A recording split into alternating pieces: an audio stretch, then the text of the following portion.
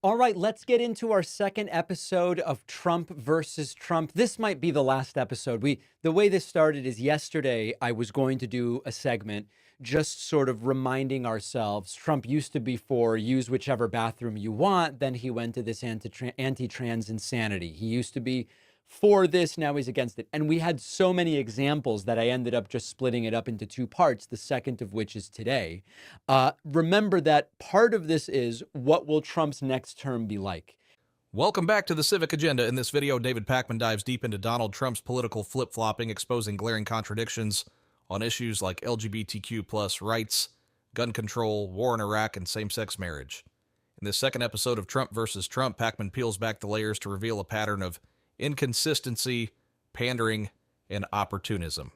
From pro-trans bathroom policies to anti-trans bans, and from supporting gun confiscation without due process to becoming a Second Amendment crusader, Trump's history is a whirlwind of contradictory stances. Let's break it down and call it out.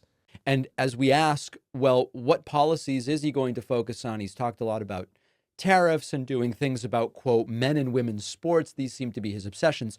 We never really know what he's going to do. And the reminder that's critical here as we look at some of these videos is that Trump's taken both sides, or many sides, on multiple issues over the years. And part of it is pandering. Part of it is he doesn't even know what he believes in some cases. Let's look at some reminders. Here is Trump after the Parkland shooting saying guns should be confiscated without due process. What you're going to hear in this clip is former Vice President Mike Pence, the one that MAGAs wanted to kill, saying we figured out a way to take guns from people who shouldn't have them with due process. And Trump goes, sometimes you just got to take them.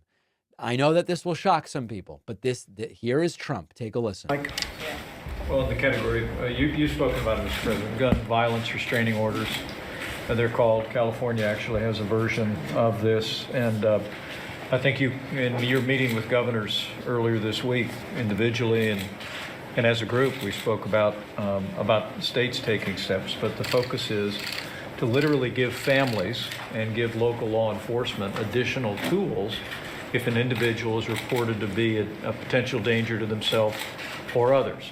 Allow due process so that no one's rights are trampled, but the ability to go to court, obtain an order, and then collect not only the firearms, but any weapons in the possession of that individual. Or might take the firearms first and then go to court, because that's another system, because a lot of times by the time you go to court, it takes so long to go to court to get the due process procedures.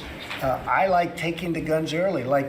Take the guns now, Mike. Just take the guns. Hold up. This is the so-called champion of the Second Amendment. Trump flat out suggested gun confiscation without due process, the exact kind of overreach conservatives fear most. And yet when it's time to speak at the NRA, he's suddenly the savior of gun rights? Hypocrisy 101.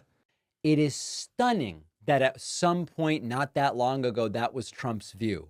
Of course, then we have Trump speaking to the NRA, where he says, roll back every damn gun control policy. In my second term, we will roll back every Biden attack on the Second Amendment. The attacks are fast and furious, starting the minute that Crooked Joe shuffles his way out of the White House. The guy that previously said, take guns from people with no due process, is then saying, we've got to roll back every single one of these damn regulations. It's Trump versus Trump. Remember Trump famously telling Howard Stern, yeah, I support going into Iraq, absolutely. Really don't know the enemy. I know, they're skulking around somewhere and you just feel like you're a sitting duck. But we have an idea who the enemy is, and a lot of times the politicians don't want to tell you that. Are you for invading Iraq? Yeah, I guess so. I wish it was. I wish the first time it was done correctly. Right. Are you still against rebuilding the World Trade Center? I'm not against rebuilding it. I guess. So Trump says, yeah. I mean, I wish it had been done differently the first time, but I am for invading Iraq. And then Trump in 26 campaigned on, I was never for going into Iraq. He would straight up lie every time it came up and say, never, never, never, not me, never did it. Never said it. Mr. Trump, a lot of these are judgment questions. You had supported the war in Iraq before the invasion. What makes your judgment? I did not support the war in Iraq. 2002. That is a mainstream media nonsense put out by her. because she, frankly, I think the best person in her campaign is mainstream media. My question is, since you would you like to supported it, hear? why is your I was against the war. judgment- Wait a minute. I was against the war in Iraq. No, you weren't, Donald. We got the receipts. Trump was on record supporting the Iraq War before it started. This is straight-up revisionist history. It's clear he's more interested in rebranding himself than owning his past positions. He'll rewrite reality if it suits him. And of course, he wasn't against the war in Iraq. He said it to Howard Stern, and he said it in other places.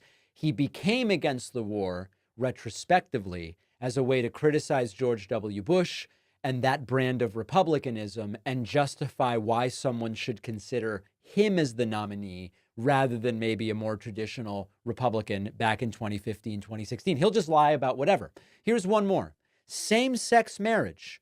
I'm completely fine with it, he used to say. One of the groups that's expressing fear is the LGBTQ group.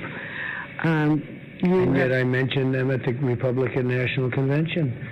And everybody said that was so great. I have been, I've been a supporter. Well, I guess the issue for them is marriage equality. Do you support marriage equality? It's irrelevant because it was already settled. It's law. It was settled in the Supreme Court.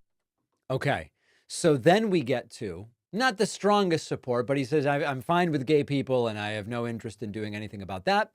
Then here is Trump later on talking about how, oh, actually, I am for traditional marriage, if you really ask me. Let's talk about same-sex marriage. You said a few years ago that you were evolving on that issue. Where are you?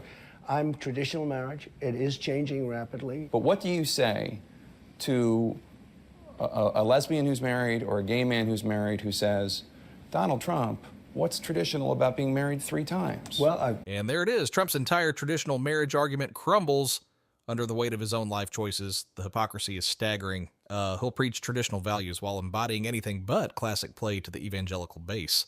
They have a very good point. But, I've been a very hard-working person. I have a great marriage. I have a great wife now. And my 2 wives were very good. And I don't blame them, but I was working. All right, you get the point. So he's a traditional marriage guy. I will kind of wrap this, and we could do this for months. I'm not going to do it to you. I know it's a little,